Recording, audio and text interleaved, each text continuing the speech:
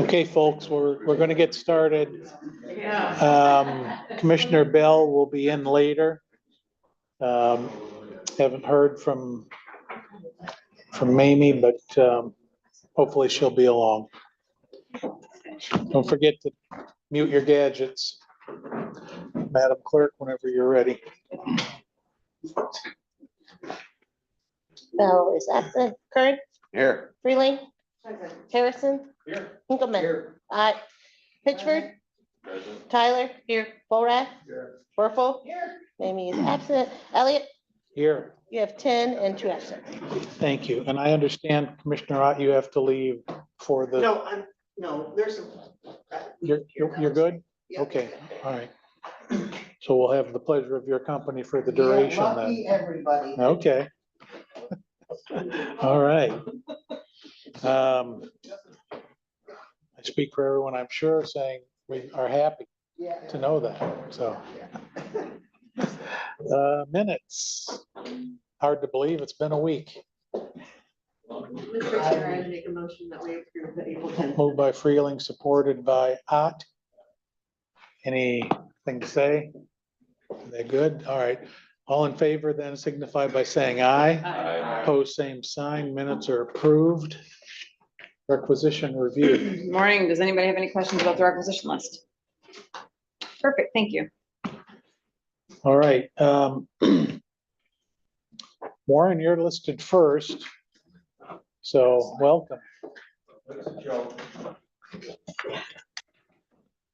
Let's get this party started. Good morning, everyone. I hope you don't mind me saying, Commissioner Henkelman, you're looking particularly young and vibrant this morning.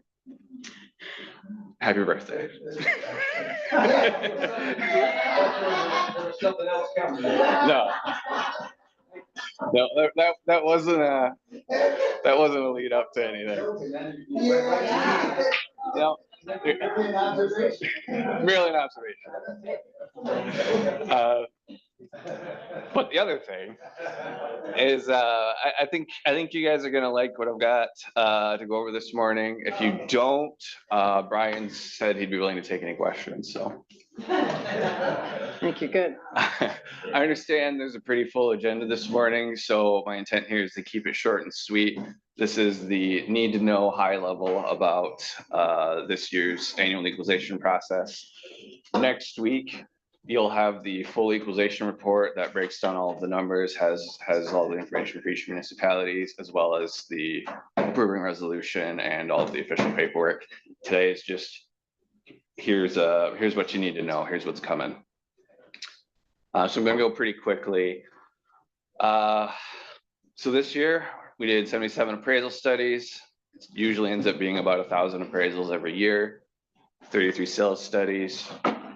Always have to study personal property. Overall, 190 assessment levels studied.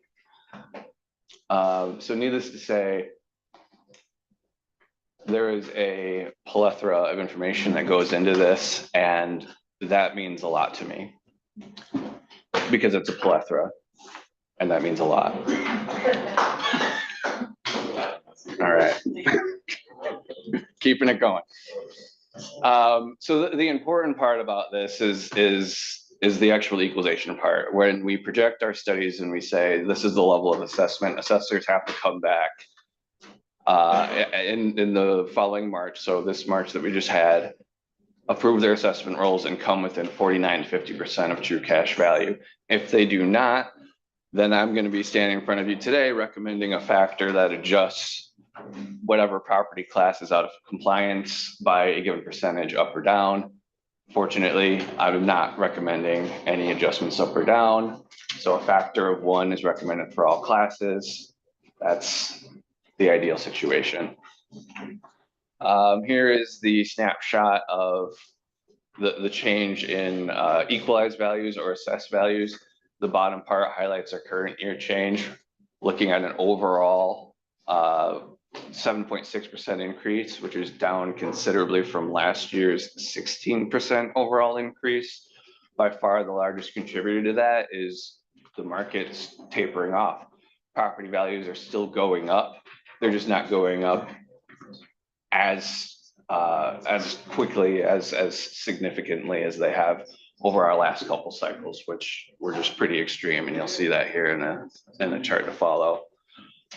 Looking first though at taxable value, this is the part that's relevant for actually computing taxes.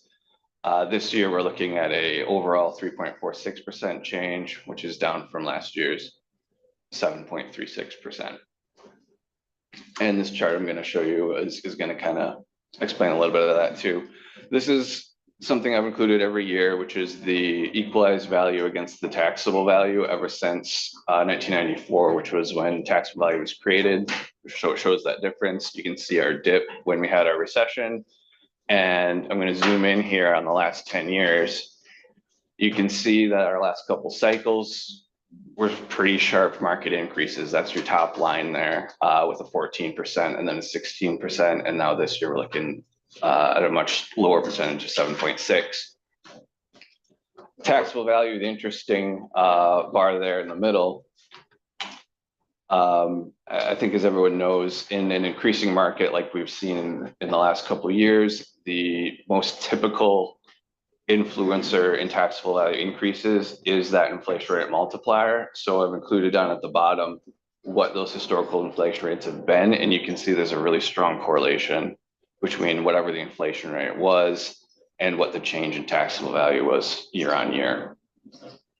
That is the high level. That is really it. No factors other than one being recommended, the paperwork to follow next week. And I can certainly delve into anything in more detail if there's questions. I've got a lot more I could talk about, but I kept it short, so. Anyone have any questions for Warren? Okay, great. Thank you, Warren. Awesome. Thank you. Madam Clerk.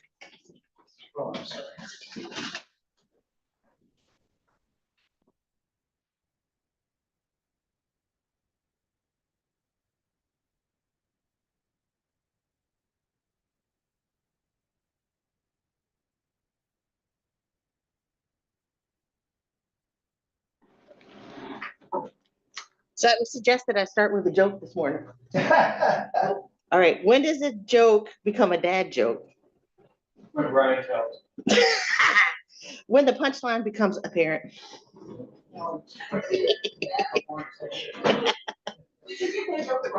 Yes. He was setting me up, right? All right, good morning, everybody. I put on everybody's spot the annual guide for 2024 from the clerk's office, but I thought I'd hit a few highlights from it. This is all the work that former clerk Sharon Tyler and her staff did through the year, so I thought I'd highlight some of the amazing work they did this year. So first, just a reminder of what our mission is. Our mission is at the clerk's office to provide quality service to the people of Berrien County. Vital records some of them were up. We had a slight decrease in births, a very marginal increase in marriages, and an increase in deaths. The increase in deaths and births almost offset each other.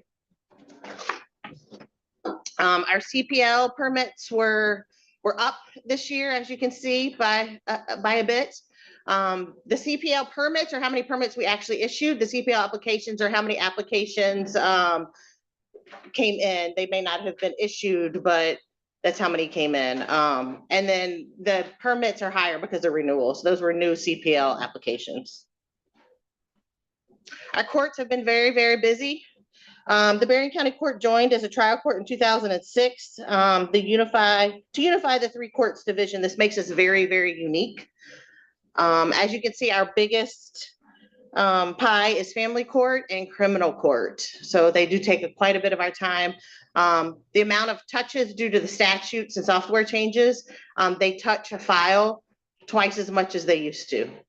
And as I mean, either person touches a file twice as much as they have to before. And that is driven by two things right now, the changes in statutes we've seen and also the software.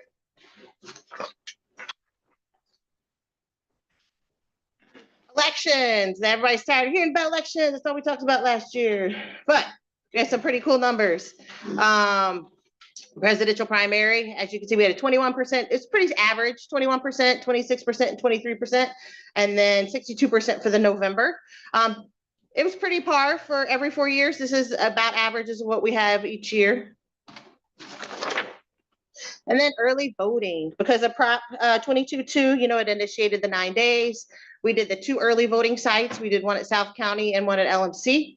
And I'm also very proud of the clerk's department as a former local, them going after these grants saved your local jurisdictions a ton of money as well. So far, they've received $226,000 in grant money from the state, and we have more coming. So the state's a little behind, imagine that. February and August, as Sharon talked about when she was here, we saw not as many turnout for the early voting, but it definitely caught on in November. We saw a very large increase. 13,000 came and voted early, cast their ballots at the early voting sites. So my goals for this year, utilize office space in an efficient and productive manner. Our spaces are not being used at their full potential right now, that we need some redirect, and I am working with Don Trail on that. Several of our offices are not ADA compliant for the counters, which causes a problem. Personnel, I'm going to keep saying it. We need additional court staff to handle the increase in workload and statutory requirements. And I want to ensure the staff is competitively compensated for their talents and works. It's really hard when the office right next to me, the staff district court, does the exact same thing my court clerks do, and they're paid 10% less. It causes a huge issue in our office. Elections, we're going to continue to provide safe and secure elections. One of my big goals is to relocate the early voting sites and reduce to one location to save the county, municipality, and the residents money. If we can find a location that is owned by the county that we do not have to pay rent on or lease, this is a huge increase. It also, if we can get all of our equipment in one building, it saves a ton of money in labor, because then the maintenance department doesn't have to move our equipment. It's already in the building. There's a ton of savings there. I just need help finding a place. Software, we want to purchase and implement a more advanced and user-friendly vital records software. The vital records software we have has not had any improvements in almost 8 years, and they don't plan to do any. It is not mobile friendly, which is not the environment we are in this world today. People need to be able to apply for birth certificates and stuff from their phone, and they cannot do that in an efficient manner right now. And we need to purchase and implement user-friendly campaign finance software that can be accessed online. The software we use now, while it is one of the leading ones that came out, it's one of the first ones, it is not the easiest to understand. And I don't want to be known for having a lot of money in my campaign finance because we're charging people fees because they can't figure out how to file a report. So doing that online is going to be a huge savings. More companies are starting to do this. We have more choices than what we have now. The one we have now was pretty much the only choice everybody had. It has become a big market now, so that's an advantage to us, and we're going to use it. That is all I have. Do I have any questions? Anyone have any questions for the clerk? Yes, sir. With the possible change in the campaign finance system, would you imagine being able to thank you. Would you imagine being able for a citizen to go on the website and be able to pull the individual campaign finance reports? Yes. So the software we see now is very cool. They can go in, they can pull any report they need. You can see who owes funds. People that are filing their campaign finance can pay online. But it makes it very transparent, who owes money, how much they owe, what reports are missing, what reports they've turned in. The ones that we've seen are starting to be a lot more user-friendly. The one we have, like I said, we have it because that was all there was. There was no other choices. There are starting to be choices, and I'd like to look at those choices. Anyone else? Mr. Chair, Yes. while Stacy's here, are you willing to talk with them all about the future of what early election looks like and how that's likely to play out? Having 2 facilities and how often you think 2 facilities would actually be needed? So 2 facilities would be needed every 2 years. So we would have to, if we don't own the facility, we're gonna have to rent it.